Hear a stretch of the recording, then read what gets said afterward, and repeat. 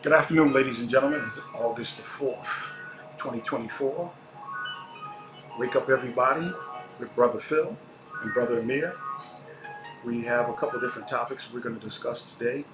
First one we're going to discuss is we're going to talk about one of our health products. The health product that we're going to talk about is our male support tea. The male support tea is good for your prostate. It's good for your vitality. It's good for energy, stamina, strength. It's also a proper function for your male reproductive system. A lot of us feel as we get older, I'm finding that I'm having a lot of customers that don't have any desire for their significant other, and they've been taking a lot of different prescription meds. They've been eating a certain kind of way for a long period of time, and now they just don't have any desire. So, and now it's becoming even younger. You know, just say last year, most of my customers that were facing these issues were in their late 50s, early 60s. These last several months, they've been in their 40s. So that's something that is vital to your diet, right? So we have a product. This is what it looks like. It's on our site.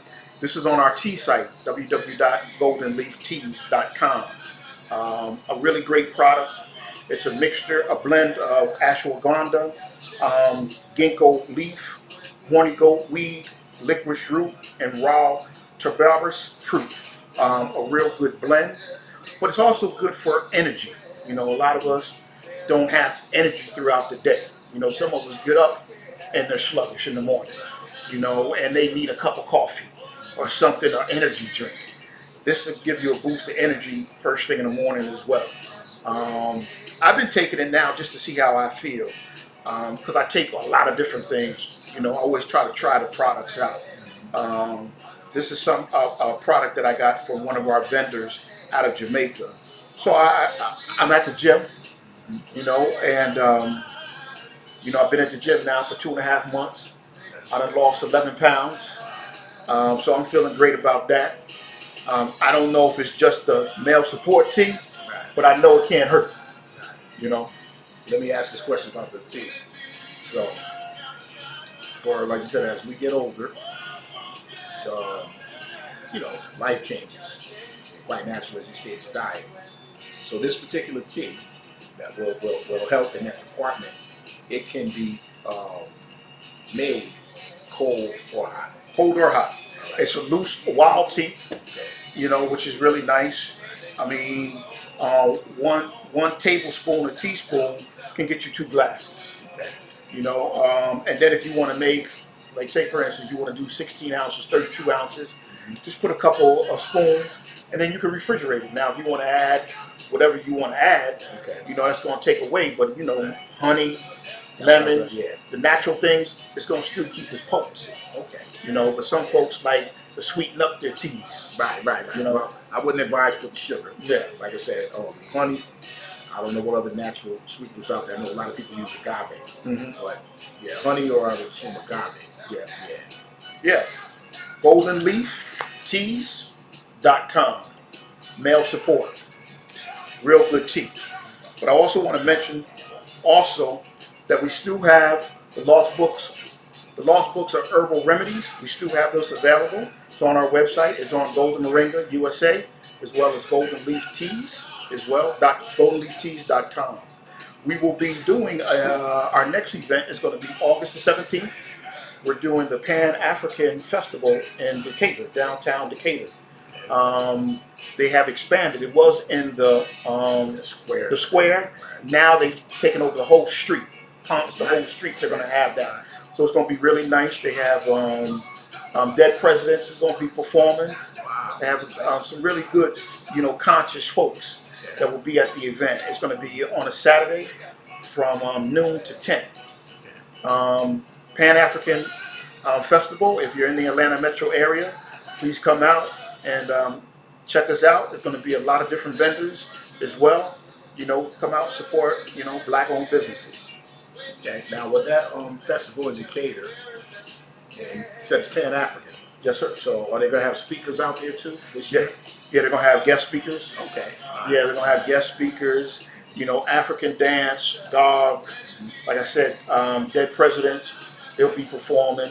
All You right. know, our generation knows about Dead Presidents. Yeah. You know, on the conscious side. You know, the new generation probably never heard of them, but you know, there's some very conscious brothers in the way they present themselves and how they live. So I think it's going to be a really good event. I did it last year, and it was a really nice turnout. Now, is there a theme for this year's event? You know, I know what Pan-Africanism is about. So is there a theme for this year's event, or just the Pan-African Festival? And I'm sure there'll be, like you said, activities as well as speakers that are dealing with Pan-Africanism. That's their whole mission, Pan Africanism. Okay. You know, and that's what they do every single year, from my understanding. Yeah. Now they could, you know, adjust or make some changes. I'm not for Yeah. sure, but Yeah. you know, that's their motto, and they've been doing this now for 4 years. Yeah. One of the key things, I guess, you know, we all know that this is a key election year. And, you know, we just announced, I guess, that there's going to be a, you know, multi-ethnic female candidate, but we'll label her as the first black female candidate for the United States presidency. So I'm almost sure they'll probably discuss that at some point. Oh, yeah. You know, quite naturally, whether your affiliations with one group or another, one of the things that Pan-Africanism speaks on is mainly that we, from the diaspora, all of us of color, need to come together and collectively create platforms that benefit us, just like other groups do. You know, that's very key. And for me personally, this is a key year to when it comes to your senator, the state you're in, the congressman, the district you live. It's key to know who those people are, and you know, give them your voice. You know, get together with another group of people in your area. Because I think a lot of people focus on specifically the presidency, and it's really Congress and the Senate. Congress and the Senate are the ones that put the laws together, enact the laws. And I know with all the money they're spending, it's all about the presidency, but we've got to become wiser and start understanding. The key is to know who your senator, who your congressperson is, and have a relationship with him or her. Very important for us, because this, you know, if you're not paying attention to what's really going on in society, over there in the Middle East right now, big things are going on, and pretty soon, you know, this country likes to play the role of big brother to other countries. And when we play the role of big brother, what they're doing is they're putting the lives of some of our young men and women at stake. And we, people of color, who've never attacked anybody, we need to be realistic with these wars and these things that, you know, affect our families for generations. That's very important. And just to piggyback on you, these other groups of folks, you know, the European families, they don't want to be in these wars. Yeah. You know what I mean? They don't want their kids going to these wars because it's not benefiting them at all. Yeah. You know, but again, like you just said, you know, educating yourself, understanding the process is so very important. You know, but I want to touch bases on this, Phil. You know, we have some of the like-minded. We love to read. You know, what started your journey of reading and just finding out different things about where we come from, where other people come from. You know, your different interests in reading. Well, it's a natural thing for me. I think I was attracted to books as a child. Okay. So it was never forced on me. And I would go in the library as a youngster. You know, of course, we're a little older, and I know younger people, they probably pass by libraries like it's nothing. But when we were younger men, you literally had to go in the library. If there was a book you had interest in, if that book was checked out, you had to wait until they checked it back in. That's right. I remember. But I've always enjoyed reading. And of course, as we get older, you do understand that most of the knowledge that you gain through life, experience is one thing, but if you're in a book, and there's so many well-written books through time, this is how history was recorded.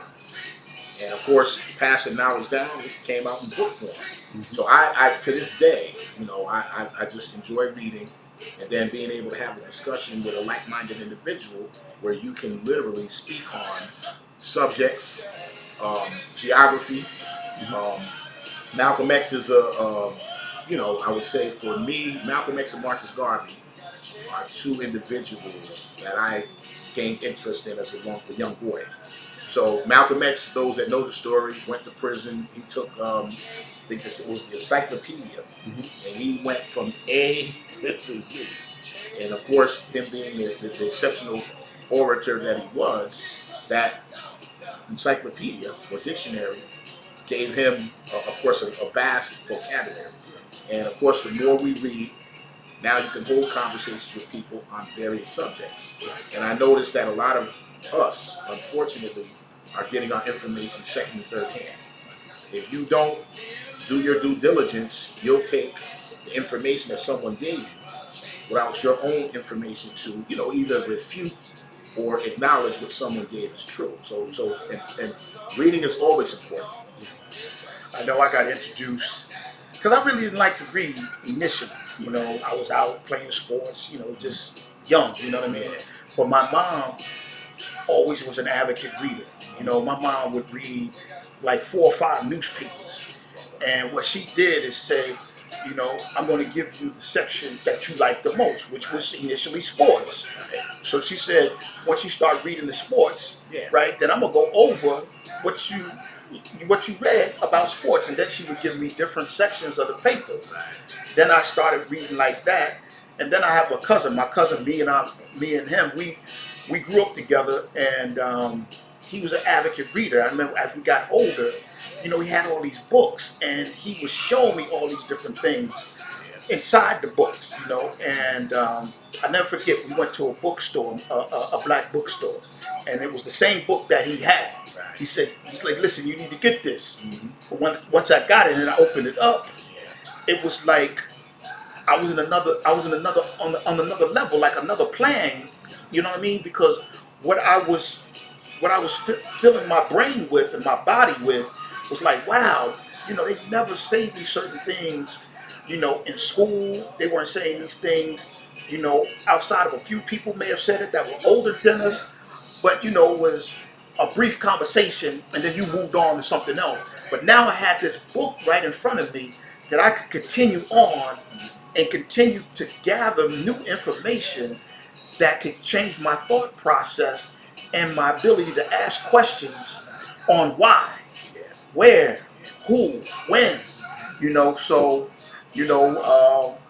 I won't shout out his name, but to my cousin, I always appreciate that from you, from always, introducing, the consciousness of African books on a higher level that we didn't have in schools nor in the libraries. Yeah, so I always like to ask that question to brothers or sisters that like to read.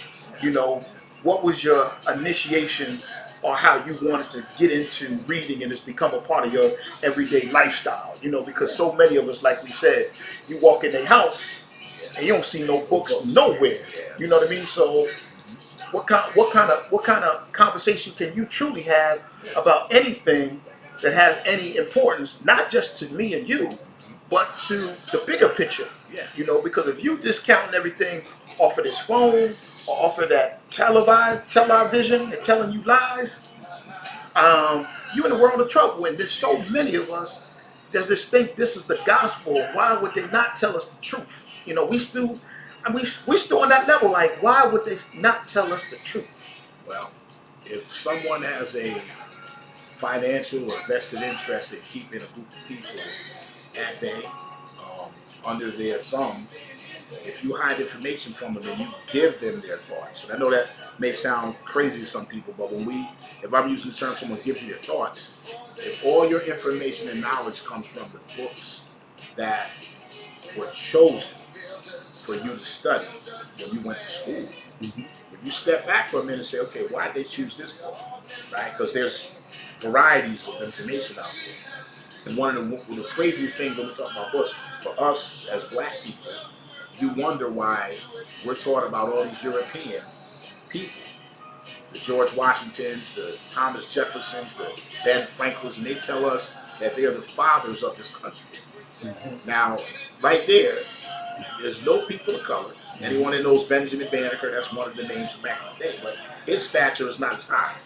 And this is the gentleman that, if anybody knows about Washington D.C., go back and look at the history books. That man laid out Washington D.C. Right. You know what I'm saying? But you don't hear his name as frequently. But people who want to control people are going to basically limit your access to information so that you can't challenge them. And we've got to do better. I'm strong on reading. And like I said, with my grandchildren, I encourage reading. And of course, the more we read, the more knowledge we're going to gain. And then if you're able to have conversations with other folks who have, like I said, that similar background or interest, life becomes better. You know what I mean? Our whole point of what we're doing is, as I said, wake people up to get you to just think for yourself. Not forcing on you, but think for yourself. Right? Because this is really right now, we in part 2 of our lives, right? And it's too many of us that are in part 2 of their lives that are still in a coma. It's just no help. They're just totally lost. It's just no hope. You know what I mean? And a lot of times we always talk about, well, I have hope. I have hope. There's no hope for those people. There's just no hope, because what they've been doing this long, they ain't changing. They ain't gonna never change.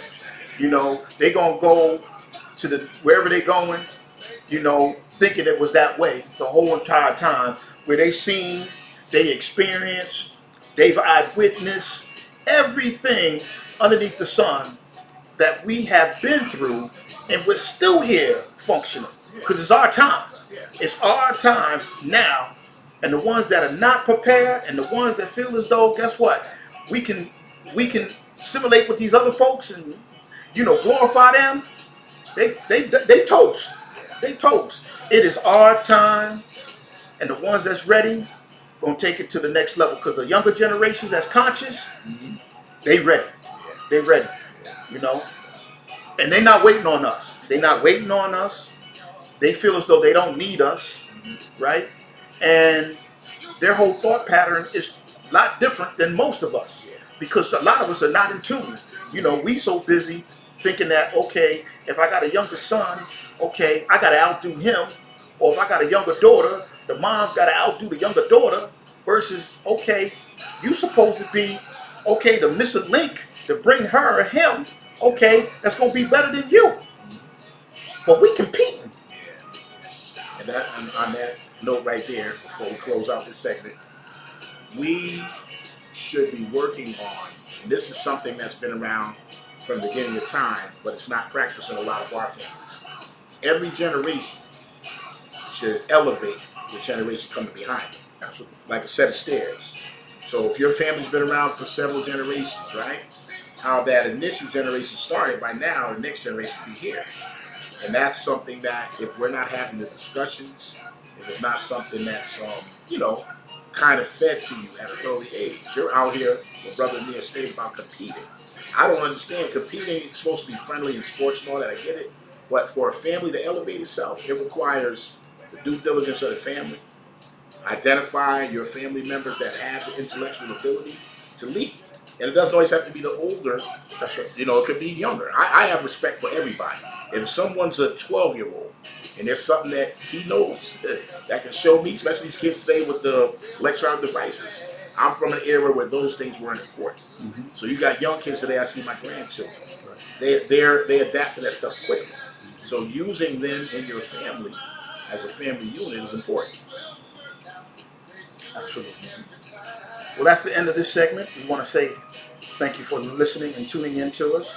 Till next time, be well, go in peace, and wake up, everybody. We'll talk to you soon. Yeah.